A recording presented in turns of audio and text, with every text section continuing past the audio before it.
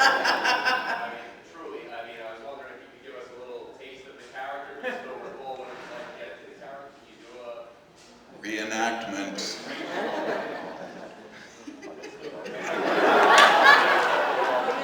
Excuse me, I have to leave now.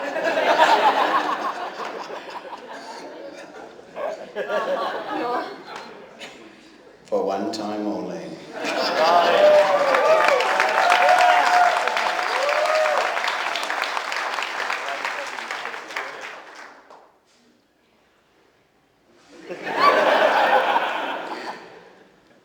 I'm coming for you, Rachel.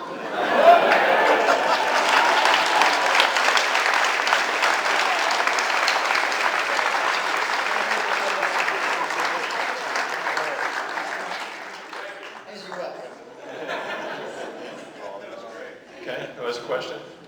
Over here.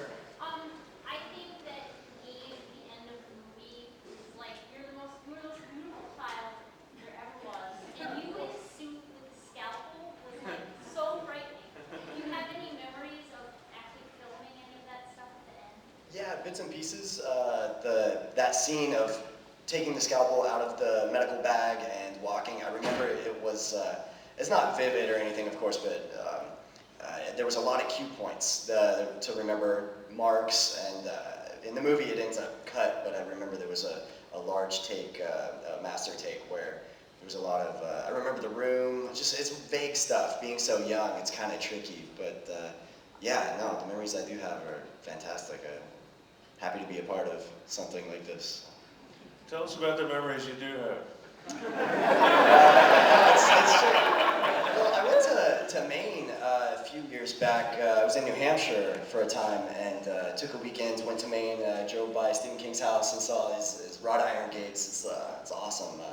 And we went to the house and went out and knocked on the door. And it's weird. It's like going to an old relative's house that you went to when you were a little kid and you'd never been, so long. Sounds cheesy, but everything seems smaller. And it was like kind of deja vu style. I couldn't tell you where things were, but if I'd walk into a room, I would instantly know where things were. Like, it was a kind of an odd sense like that. But the family was very nice, real religious family, not horror fans. They made that very clear. But they were nice enough to let us tour and visit a little bit. And the field's right next door. Was it far away? It was the field with the truck. It was right nearby. Yeah, because it was the house. Right, yeah, and yeah, it was kind of surreal because it brought it back as I saw it. Do you remember me playing with you in between scenes at all? Yeah, a little bit. You know what I have is the truck in the beginning. I was the only guy who was nice to you, right? Your parents just ditched No, I you. remember. You're an asshole, dude. What?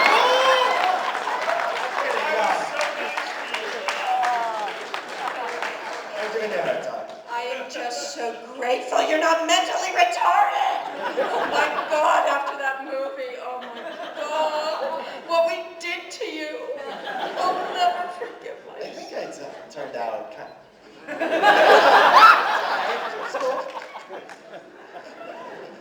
Oh God, what we did, we Who else has a question? Yeah. totally, we protected you. Who has a question? Just raise your hand right here.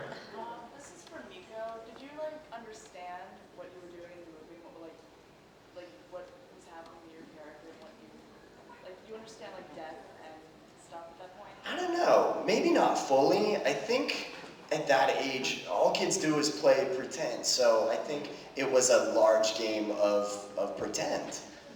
So I don't know how much I understood of death. I understood anger and happiness. So if they, if I was evil, be angry. If you're angry, if you're happy, you're okay. Yeah. So and the makeup helps create that evilness too. So yeah.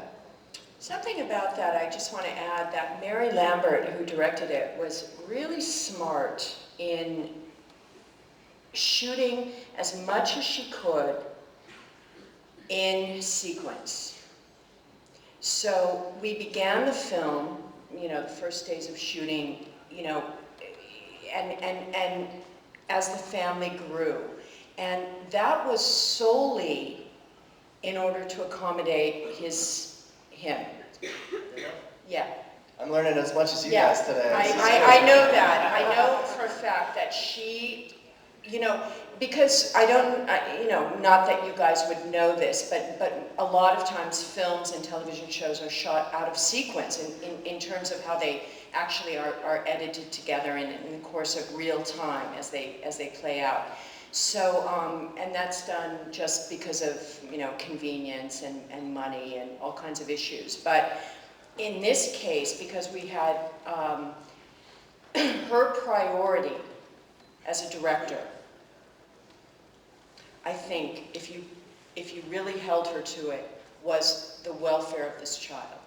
And she knew that this story was a very difficult tale to tell, and it hinged on being able to have a child do what was being asked of him to do, and it was very precipitous at times. I mean, the studio thought this was too much.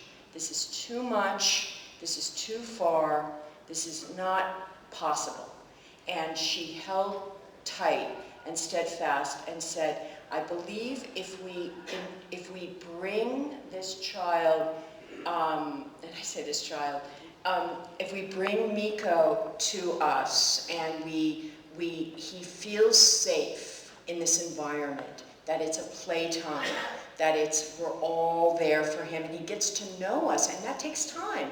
I mean, I'm playing his mother, Dale's playing his father. He needed to believe in that and not be afraid of Fred. So by the time we got to what the really difficult and you know, things being asked of him to do,